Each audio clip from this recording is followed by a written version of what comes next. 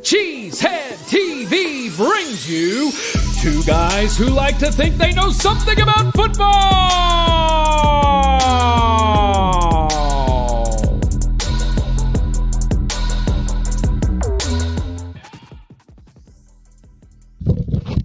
Good afternoon, everyone. Welcome back to Packer Transplants Live. I am Aaron Nagler, and joining me, as always, is Mr. Corey Behnke, my partner here at Cheesehead TV.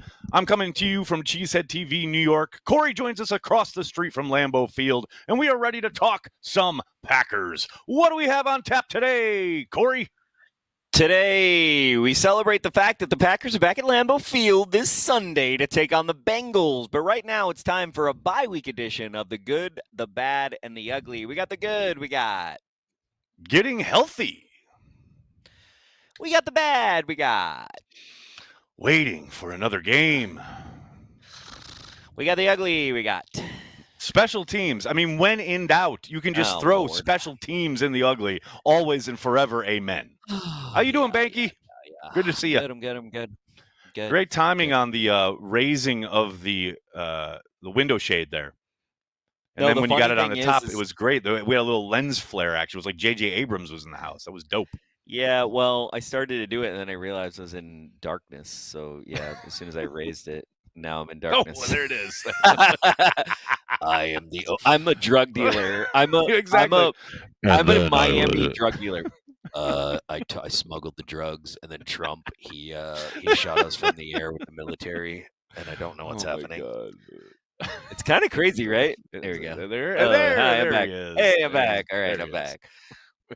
Yeah, I saw that in the beginning, and I was like, "Oh, didn't rehearse with that." The sun. What are you gonna do? You know, there's this beautiful light source.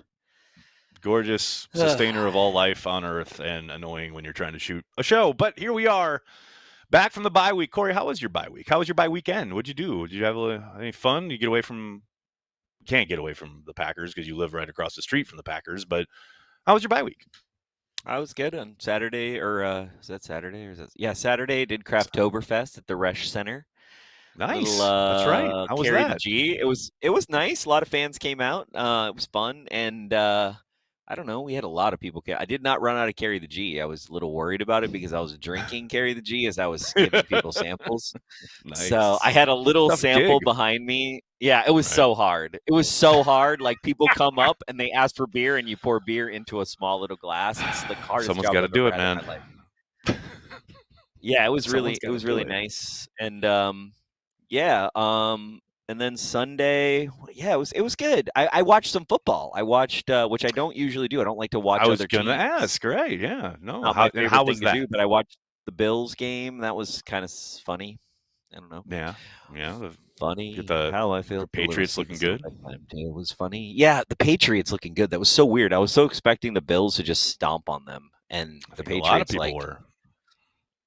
I do think it's funny that Bill Belichick won't let Corey. the whole Drake May thing. I didn't realize he went to UNC, right? And so I was reading about that drama, which I thought was really hilarious. Like, how petty do you have to be? And Bill, you're not even young and petty. Cardi B has the song "Young and Petty," and like, you're supposed to be I feel like you're petty when you're younger, but like when you're 89, really, you're just holding on to the pettiness. I don't know. Maybe he's not 89. I don't think he's 89. That feels pretty egregious. That feels young, right? Overshooting the age, yeah. No. Oh. Right, Palpatine over there. Sorry, at UNC. But yeah, no, I definitely enjoyed watching football without having to, worry about it or like get intense about it. But there was a very kind of specific moment in the kind of end of the first part of the games on Sunday, and then going into the late afternoon games, where I thought, oh man, there's no Packers game today. Like that thing of, okay, I'm enjoying football, but I can't wait for the Packers to play. But then you realize that's never arriving on that Sunday. And that was a bit of a bummer, Corey. I got to admit, a bit of a bummer. I'm going to be honest with you right now, is I woke up at 9 o'clock on Sunday to my videographer for my gardening content ringing my doorbell, and I proceeded to shoot 5 hours of gardening content. So if you didn't like my channel before, you're really going to like it now. So there you go. I'm just glad, because you said I proceeded to shoot and there was a pause. So I'm just glad that turned into good. No, I love my videographer. Content. Yeah, I love my videographer, Josh. I love him with all my heart. Love it. I wouldn't shoot him. I love it. Let's give a shout out. Shout out to our good friends over at Nicolay Law. Support for this episode of Packer Transplants Live comes from Nicolay Law, a personal injury law firm serving folks across the Midwest. If you've been injured, you need more than just a quick payout from the insurance company. You need someone who will actually fight for what you deserve so you can focus on healing and moving forward. That's what Nicolay Law does. They help people get the best possible outcome with no upfront fees, no legal jargon, and no big egos, just local attorneys who have your back when it matters most. To learn more, visit nicolaylaw.com or give them a call at 1-855-NICOLAY. You know you want to do it, folks. The other thing you know you want to do is find out, coming out of a bye week, there's no game to draw from. What could possibly be the hotness? Well, let's find out.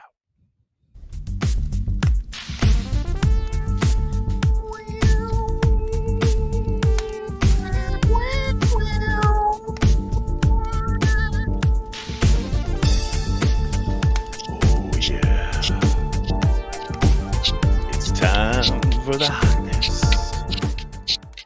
Ladies and gentlemen, boys and girls, this was hot. This was on my timeline on Monday, and I got to admit, I got a little hot under the collar. I got a little flush seeing this. Ladies and gentlemen, boys and girls, witness Christian Watson back on the practice field, running routes, looking good, nice. Doing it. Look at this man here.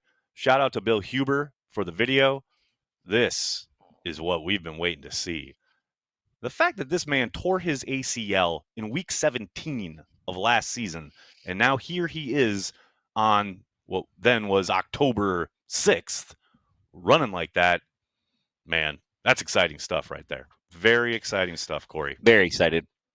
I'm excited. I was excited about that. Exciting. That was probably the most exciting thing this week, to be honest with you. You're not lying. Not lying. And it does lead our Packers news section. Christian Watson does return to practice, opening his 21-day window. I've said a few different places, I'll be very surprised if he is activated this week. I would suspect they are going to want to give him the week, see how his knee reacts, and then if all is well, go through another week of practice next week and then activate him prior to that Arizona game. That would be my guess, but we'll see. We'll see. They have 21 days to activate him. If they were going to activate him this week, we probably won't know until Saturday. So something to watch for. And we'll see how that transpires.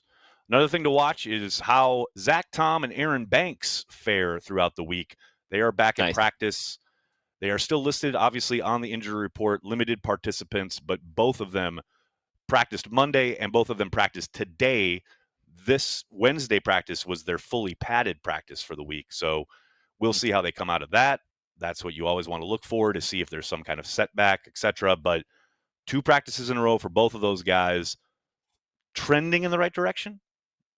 Not counting on anything yet, but we'll see how that kind of progresses through the week. Another minor note, but still a piece of news. Jacob Monk was activated off the PUP as well, along with Christian Watson. So he has 21 days to get activated to the 53-man roster. Not exactly a guy who lit the world on fire this summer, but a bit of O-line depth that could potentially help you out if, in case of emergency break glass. So we'll see. Do we think Zach Tom and Aaron Banks will be probable by the end of the week or still questionable? I would suspect they get labeled as questionable going into the game, which essentially is and then potentially 50-50 limited read. snaps. Yeah, right. And they'll we'll probably see. limit snaps. Yeah, maybe kind of, especially with if it's Aaron Banks, probably kind of rotating him with Jordan Morgan at left guard. That's a possibility. But we'll see. We'll see how that transpires. The unfortunate part of the injury report, Devontae Wyatt and Anthony Belton both remain sidelined, did not participate Monday, did not participate today. We kind of knew this with Devontae Wyatt because Matt did indicate last week that he would be week to week, and they've now gone through the bye week. Now they're going through another week with him on the sideline. The fact that they haven't placed him on injured reserve, at least, is promising. Would indicate hopefully he's practicing by next week, maybe. The Anthony Belton thing, though, Matt was like, I think it was Spoon who asked right at the end of the press conference today, is Anthony Belton close to getting back? And Matt just answered, no. So I'm not feeling too good around the prospect of Anthony Belton getting back on the practice field anytime soon. And then, of course, this is Packers news, but it does, this is a headline for another team, but it does affect the Packers because the Packers will face Joe Flacco again. That's right. Joe Flacco traded to the Bengals by the Browns on Tuesday. So now Joe Flacco will face the Green Bay Packers once again after facing them. He's going to get sacked a lot. I'm just saying this right now. He's going to get sacked a lot. A lot. Corey making the call here. He's going to get taken out of the game. He's going to get sacked so much. Damn. And then we're going to get Browning, and he'll throw a bunch of interceptions. So I like it. I like where you're historically, in the recent, we don't do well against new quarterbacks. So, we'll see. There's that. We'll see. It is, there's that. Certainly not a great season that he's put together so far. In most metrics, he's at or near the bottom in any kind of way you want to look at quarterback play. But he does have a couple really talented wide receivers to throw the ball to. So we'll see. We shall see. But their offensive line is terrible, and they can't run the ball. So, like you said, Corey, Packers defense should be able to get after the QB quite a bit this week. But let's talk about the Packers offense coming out of a bye week with, I got to say it, some still remaining offensive line questions. It's going to be, to me, very interesting to see how they line up on Sunday because, we obviously have Banks and Zach Tom practicing again, which is very exciting. But if your mantra as the Packers coach and as the Packers coaching staff has said repeatedly, especially Matt, we want to get the best 5 out there.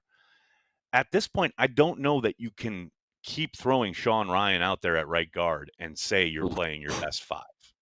He has had a really rough start to the year. And now maybe he settles in after the bye. Maybe they, see something in that Dallas game where they see progression and hope. But, man, through the first 4 weeks, especially in pass protection, Ryan's been tough. It's been a tough watch. And it wouldn't surprise me if they put Jordan Morgan at right guard or even tried to put Kennard out there, who is a guy who has some experience at guard when he was in Philly, rather than continuously throwing out Sean Ryan to get turnstiled in pass protection.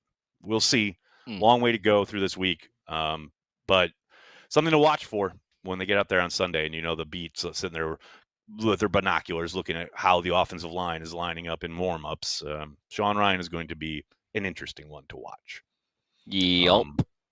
And then when it comes to, the offensive line and keeping Jordan Love upright, something we saw, I think, these last 2 games that I hope Matt continues to utilize, maybe even utilize a lot more, is Jordan Love's mobility and moving the pocket and not making it so easy for the defense to know exactly where he's going to be. From some of the read option stuff we saw against Cleveland to some of the boot action that was working really well in both these last games, I really hope Jordan Love keeps using his legs, and I hope his legs are a bigger part of the game plan because it's been very successful, and he's seemingly had a really good feel for, okay, I can get outside the pocket and make something happen, or I can get upfield and gain a bunch of yards, get a first down, but be safe and smart about it, etc.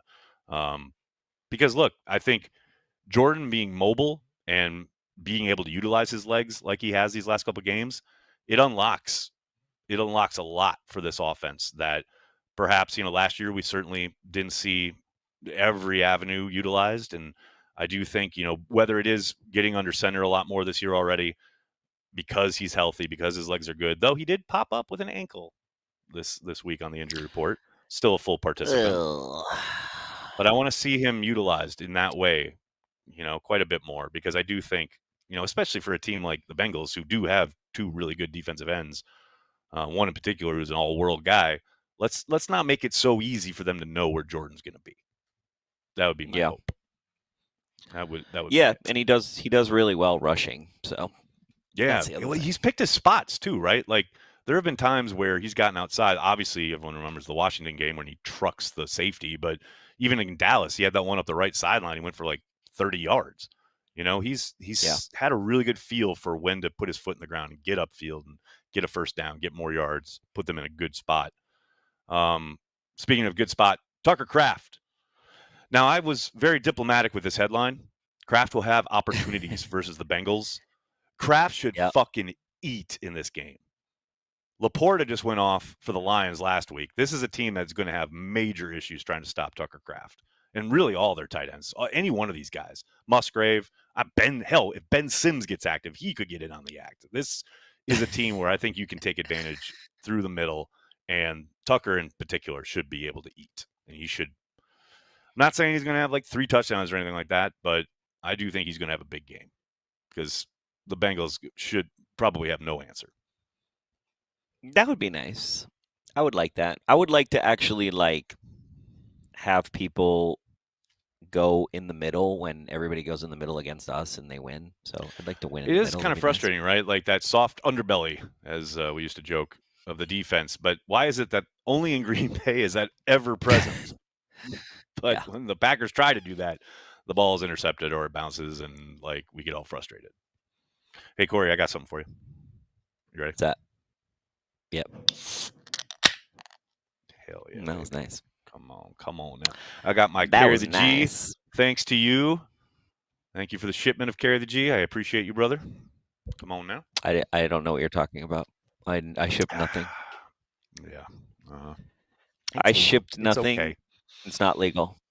There's nothing totally. I did. I didn't do anything. I don't need that's ICE or whoever the ICE equivalent is coming to my house. God, that's terrible. That's terrible. I don't need it. Switch it over. Shall we talk about it? We don't talk. We don't talk about Carry the G. We don't talk about Carry the G in this house. That's good stuff. You bought that at Kettle of Fish, as far as I know. Sure, that's it. You bought that at the bodega. That's a knockoff of Carry the G. Let's talk about the defense. Could you imagine if we had knockoffs? That would be kind of cool, actually.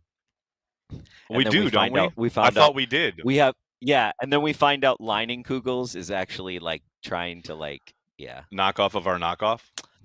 Oh, by the way, Lining Kugels, whatever the hell they're calling their knockoff of Carry the G, they were at Craftoberfest, and just between me, you, and the thousands of people watching the show, I found out that beer's not doing well, and I'm so unhappy about it. Oh no, that's too bad. It's too bad. I'm broken up about Kugels. it. I'm broken up about it, buddy. I don't know how I'm going to survive. Apparently, it doesn't taste good. I haven't even tasted it. I was going to do maybe we should do maybe I should do a taste test. Maybe I should do those TikToks where they have the box for the family, and then they have the little foods or the little drinks, and then you take a straw. What if I was yeah, that's Carry the G, and it was that whatever the hell they call their fake Carry the G? That would be bad. I would post it. No, I would. I would post it. It'd be funny. No, it would not be funny. Anything to get engagement. You're an engagement person, no doubt about it. On defense, the secondary approach needs to be not more aggressive. I'm not sitting here saying they got to play press man every down. We're not talking about that. I do. Going back and watching that Dallas game, it should, because there are a couple of occasions where when the Packers did get up and try and get in the grill of some of these receivers, they got smoked. Guys got off the line and beat them deep. There was one in particular where Dak went up the right sideline and missed, but on the back end, Hobbs was up trying to be impressed and got completely taken off the line. And that is part of it. When you talk about, well, why aren't they pressing? Well, sometimes the mechanism on most offenses is, okay, if you see that type of coverage, you and the quarterback see it pre-snap, well, now you convert that route, whatever it was supposed to be, to a fly, to a fade, to something up the field. So it's not as easy as just get up in their grill, right? Now, if you're good at it, that'd be nice, but I haven't seen a whole lot of evidence of that. But to me, one big component, you mentioned getting after Flacco, getting sacks, etc. Ball's going to come out. The Packers will get pressure. So they have to be, when you talk about aggression, I'm fine with them being more aggressive when it comes to the top of the route or when the ball is out. The whole point of this defense is supposed to be vision-based, right? The secondary is supposed to have eyes on the quarterback. So have your eyes on the quarterback, and when he's rearing up, the ball has to come out. So get after the intended receiver. Make a play on the ball. Dive for the ball. Attack the football. And yes, might there be an occasion or even two where you dive for it and you miss it and you get beat? Yeah, well, that's why there's safeties, right? That's why they play that kind of soft shell coverage, right? Yes, every once in a while you're going to miss the play. I get it. But more often than not, you're going to make a play on the ball. And this is a team that really needs to start generating some turnovers. And you're not going to do that playing as soft and kind of backpedaling as they were down in Dallas. It's a subtle difference, but it's important. You can play press man when you know that we're going to get to you in like 2 seconds. So that does help. It's hard to go one-on-one over the top when Joe Flacco's on his ass. It's on his back. In 2 seconds. Exactly. Although, see, and here's the other part, though, because there's that play where down in Dallas where Prescott hits Pickens up the left sideline. That's a 3-step drop. Because the press is up, and he takes the 3 and just launches it because he knows Pickens is going to get up the sideline. Now, yeah, but Joe Flacco, play, Dak Prescott. Okay, we set this after the Cowboys game. Okay, correct. I'm sorry. Hold on. No quarterback in the league besides Jordan Love and maybe the Bills quarterback. There's maybe like Josh 4 Allen. Or 5 quarterbacks that can be that as fast as Dak Prescott and as disciplined as Dak Prescott was in that game. Very true. Joe Flacco is 1 step slower than Dak Prescott on his throwing motion for reals. Like if Dak Prescott is 200 milliseconds, Joe Flacco's 300. Don't disagree. You're very right. He's old. I mean, yes, he's older. He's older than LeBron James.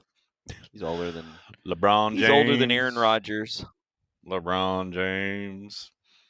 I can't believe he beat us, but he didn't really. The Browns defensive line beat us. Let's be real. The Browns defensive line and our lack of protection on field goal beat us.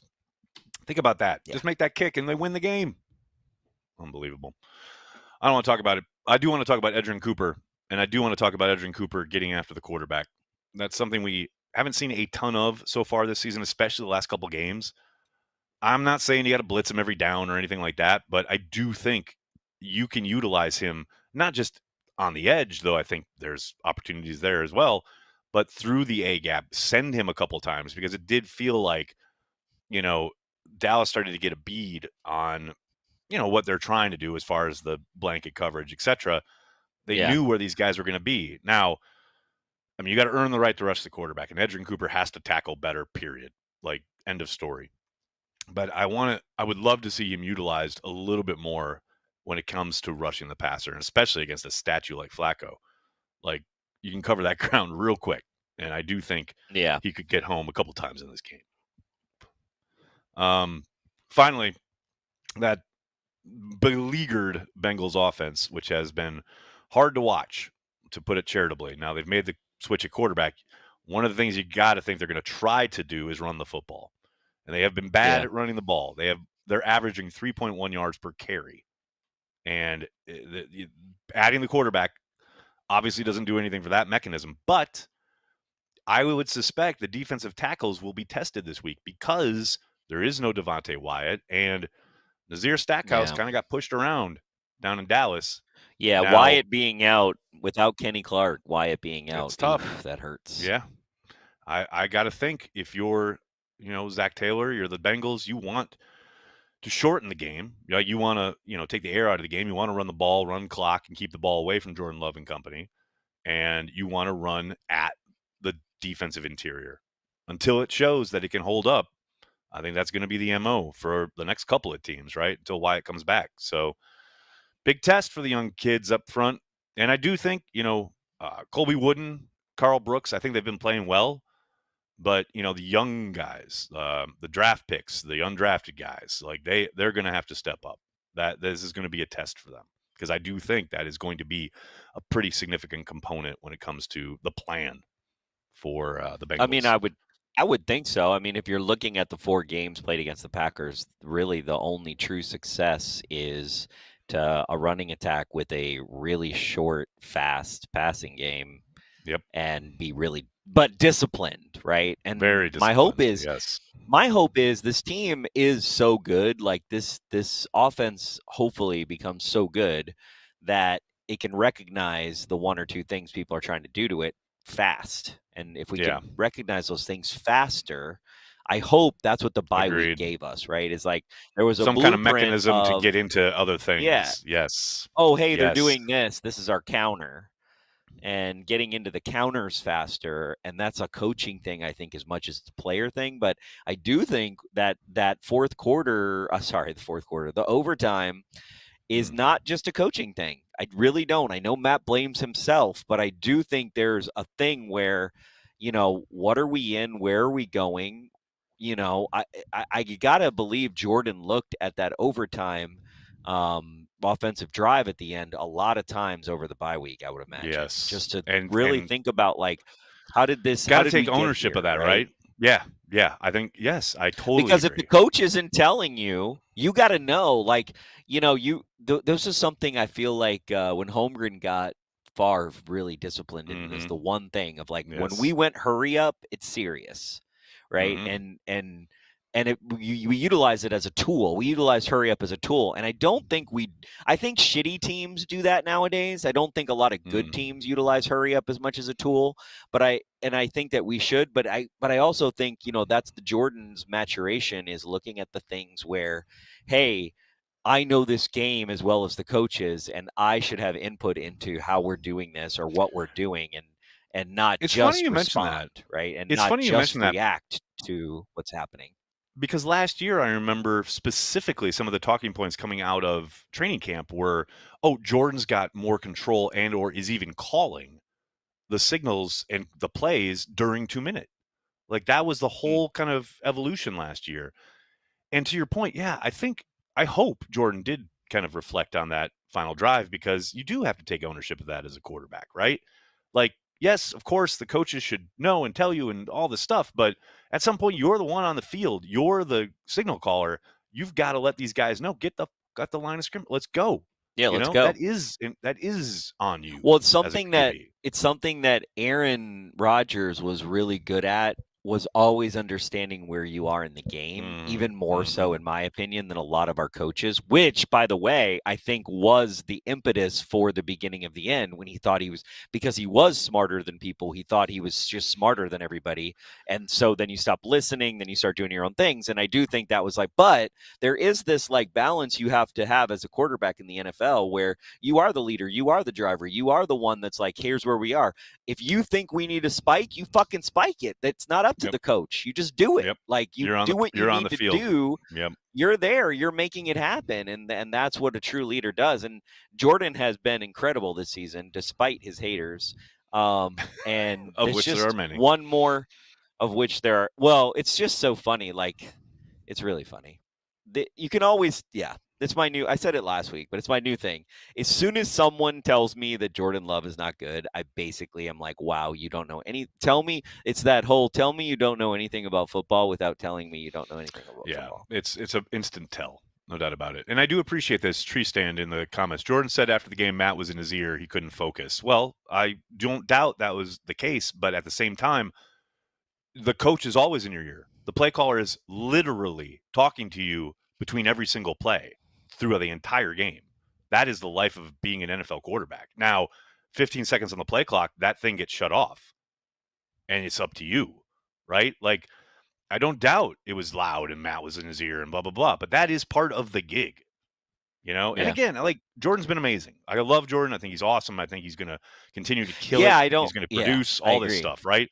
But Corey, I think that's a really good point. I do hope he went back and watched that drive and went, okay, how can I improve in these scenarios, in these situations? What could I have done better to drive this thing forward, so we're not in a position where we're lucky the ball bounces and we have a second left.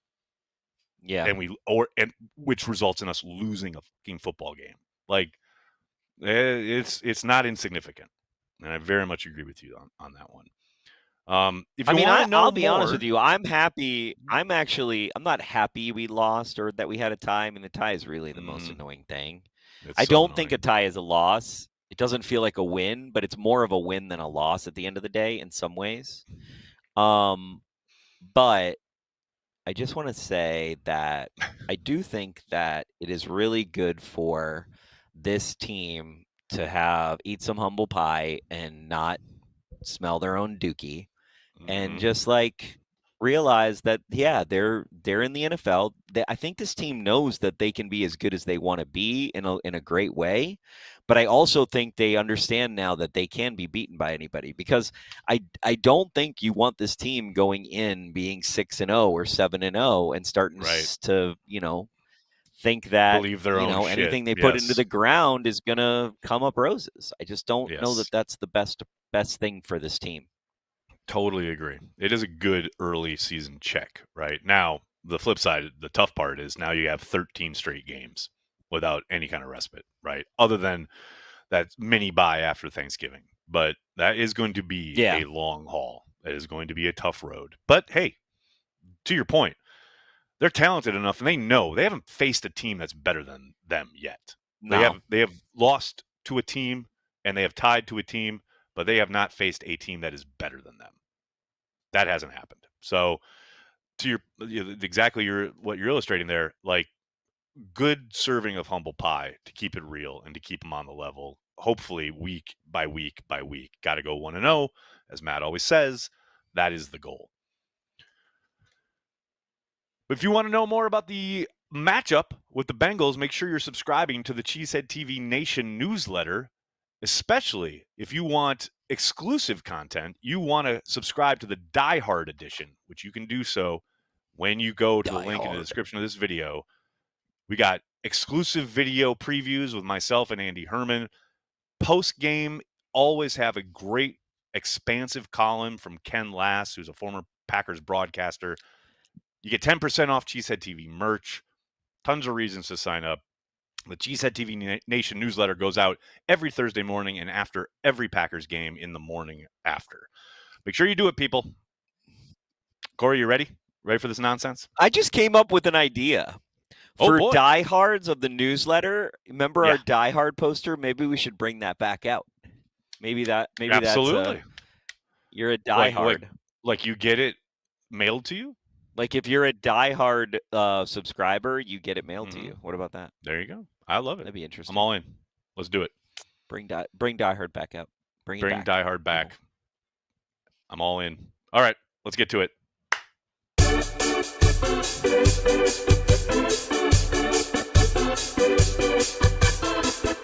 This week in the Packer blogosphere.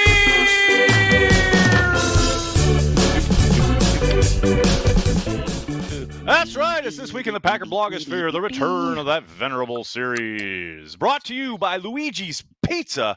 Bring back the best memories of game day and pizza with one of the great Wisconsin originals. Luigi's Original Pizza is crispy thin and packed with unforgettable flavors you know and love. Made right there in Wisconsin since 1968. Bring back the memories and savor the taste of game day. Find Luigi's Original in the freezer aisle at your local grocer.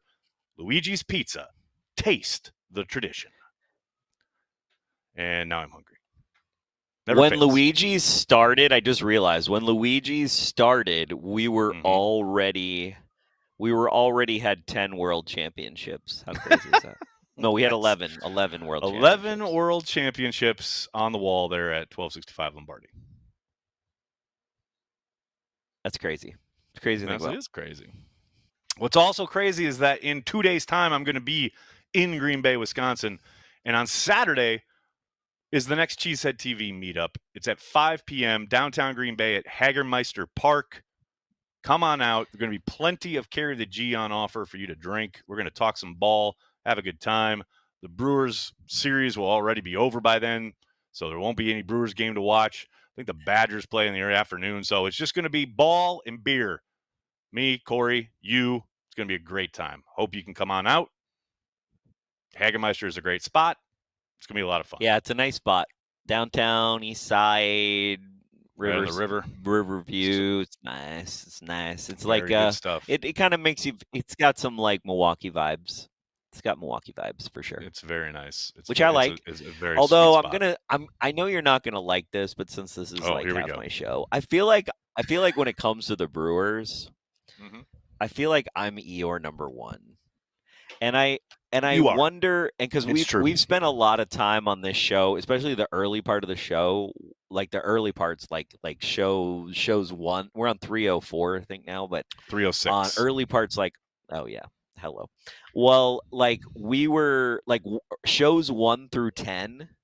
I think we spent a lot of time talking about the salary cap.